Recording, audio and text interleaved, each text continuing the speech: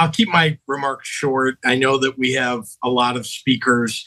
And afterward, of course, there's another Zoom that I invite you all to called Couches Against Trump, better known as CATS. If you're going to accuse someone of having sex with a couch, you better have video. You sad, diet, Mountain Dew, drinking, couch humping, dolphin porn aficionado. And before you tell me he didn't really f a couch, spare me. I grew up in New Jersey in the 80s where everyone had a couch in their basement, and I know a couch when I see one. Now, I would call her up here to come and speak, but then I think I'd have to sleep on the couch tonight, so. Oof, bad line from JD Vance, considering, well, a rumor that was going around, a rumor that started on X, formerly known as Twitter, about how he likes to partake in coitus with sectionals. Now, this was a false claim that JD Vance had sex with a couch, but it's probably going to haunt him for the rest of this campaign. But where did it come from? How did this troll attack start?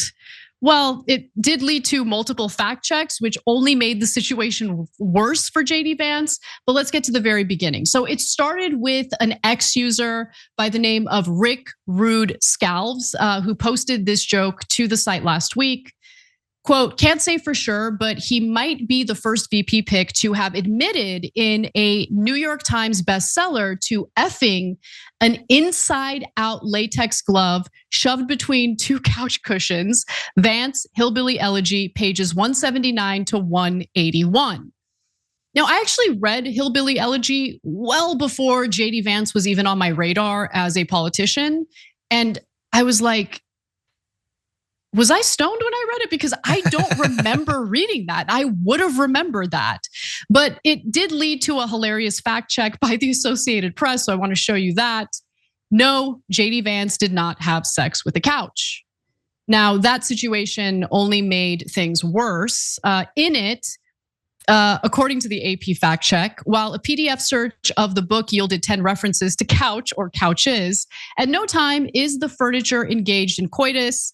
Moreover, the AP noted that the words sofa and glove do not appear anywhere in the book. So it was a false accusation. This was not in his book. But again, the fact check itself didn't really help JD Vance because I didn't even know about this allegation until I saw that fact check.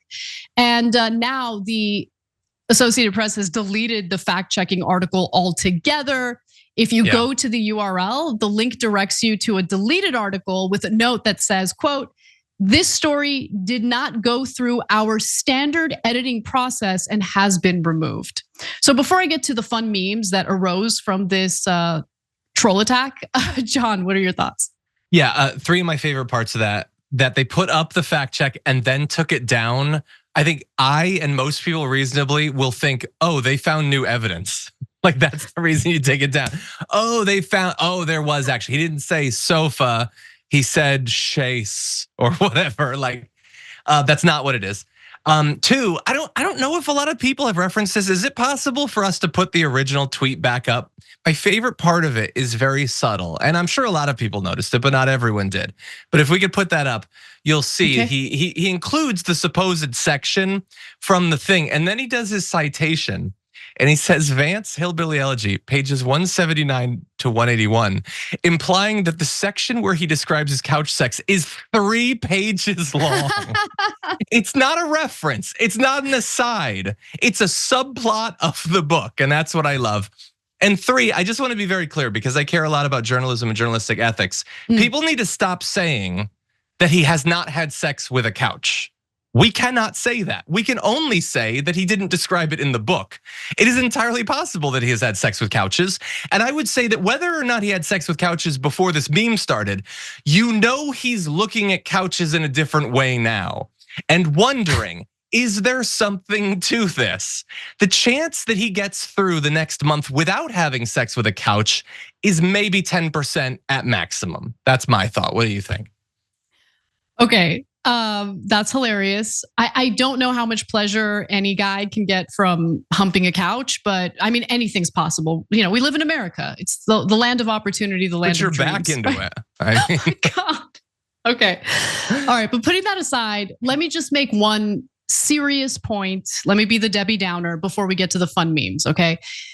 Look, it is concerning that if someone makes an allegation and then does like a BS citation, most people are like, oh, well, there's a citation, it must be true. Like, that does worry me a little bit, you know? Do you think that what percentage of people do you think actually believe that he did it? I mean, look, I don't know about it in this context at all. Look, I'm gonna be honest.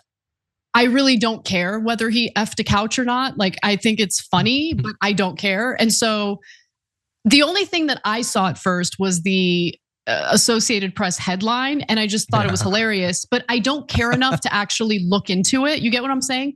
But yeah, I get you. I think that it is telling when it comes to actual serious issues. Sure. Because I have seen shows just flat out lie about things and then have a BS citation and people just take their word for it. And it's like, please, like, and look, I don't blame most people for not looking into it. People are busy and they're supposed to be able to trust news organizations, but always double check, okay? If someone makes a citation or if someone posts a link alleging that reporting says something specific, read the piece for yourself and see if it actually says what they claim it says. Anyway, let's move on to the fun. Apologies for being the Debbie Downer here.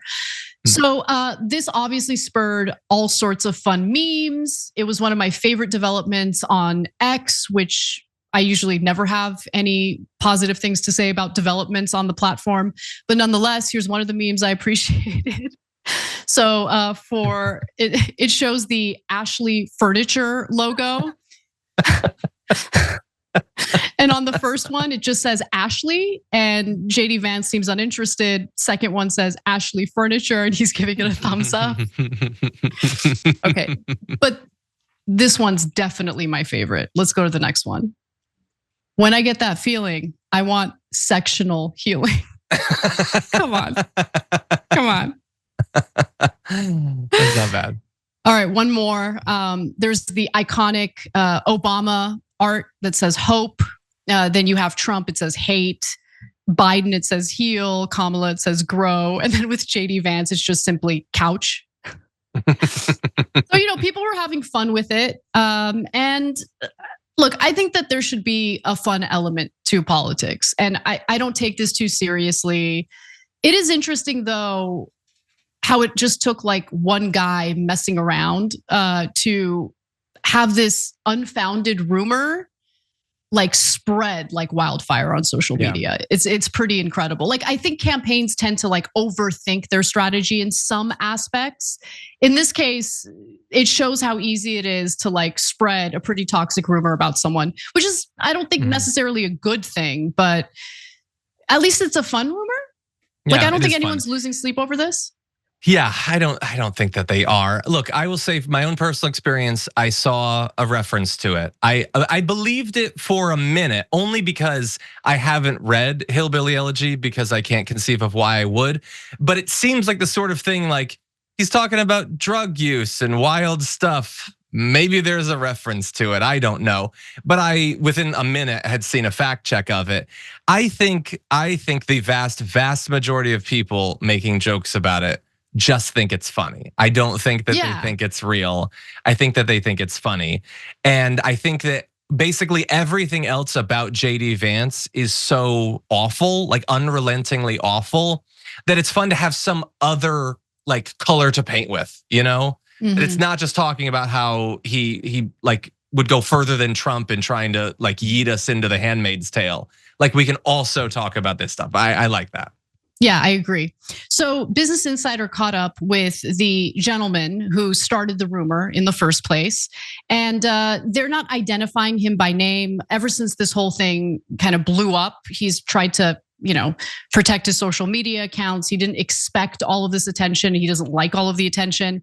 But with that in mind, he did talk to Business Insider and they're referring to him as Rick, a pseudonym. And he said the following: I have really enjoyed thinking about his team and all of the idiots associated with him having to grapple with this.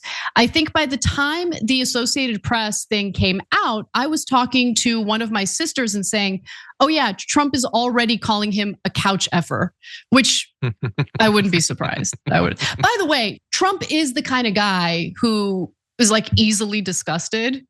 Yeah. And I do wonder if he knows about all the people clowning Vance on allegedly humping a couch.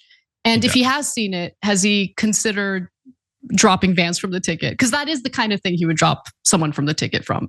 I think he's in a difficult position in terms of like dropping him from the ticket, but I think there were already so many things. Maybe this is better from his point of view to have them focusing on this rather than like destroying any chances he has of having women switch over to vote for him or whatever.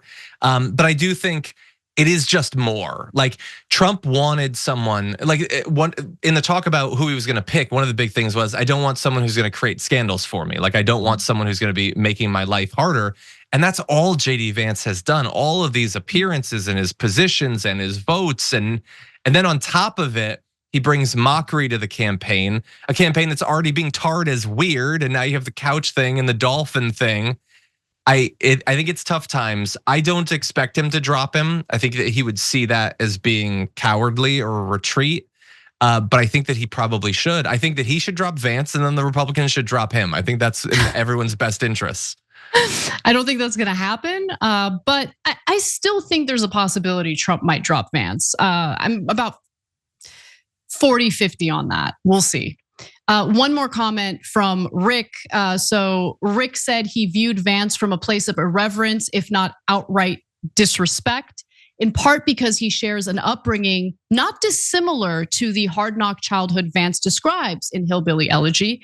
The political conclusions he drew from those experiences, though, differ markedly from Vance's, he said.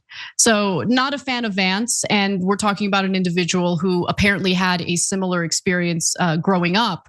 And look, I do feel sympathy for what Vance went through. I mean, his mother was severely addicted to drugs. His father wasn't around. That's not an easy upbringing to deal with. We're talking about a part of the country he was raised in that lost manufacturing jobs and suffered economic devastation. It's just unfortunate what his takeaways were from that upbringing. And as I said on the show yesterday, I think it's important for him to maybe deal with some of that childhood trauma that it doesn't seem like he's really dealt with at all. I'm not a psychologist, so I probably shouldn't even be commenting on it, but I do think that some of his beliefs and some of his actions indicate that he hasn't really addressed with like an actual professional the trauma that he went through as a kid. And that was definitely trauma. Like reading that book, it's a difficult thing to go through, Yeah, probably. I can like intellectually acknowledge that. I fundamentally don't care what happens to him because he's a terrible person who wants to do a lot of harm to a lot of people. But I will say, while we're talking about things that are difficult to go through, he has a bunch of young kids who now have to go through being elevated into the MAGA movement because their dad had a midlife crisis and decided he wanted to become a fascist. I think that's going to be hard for them, and then they're probably going to need. See, that's the cycle of trauma that we can have at times. Maybe one of those kids will write a book someday. Cycle of trauma is very much real, so that's not a bad point. Yeah, I agree with you on that.